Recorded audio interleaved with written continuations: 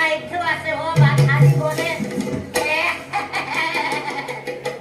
তাতে পইণ্টনো কি অৱশ্যে ফুলনিত ফুল ফুলি গ'ল মল মলাই থাকিলে ভোমোৰা পৰিবহি গাভৰু ছোৱালী থাকিলে ডেকা ল'ৰাৰ আগমন ঘটিবই নহয় আই অকমান আমুকটোৱে জীয়ৰীতে কিন্তু পাই থৈছো একা তাকে ৰজা ল'ৰাই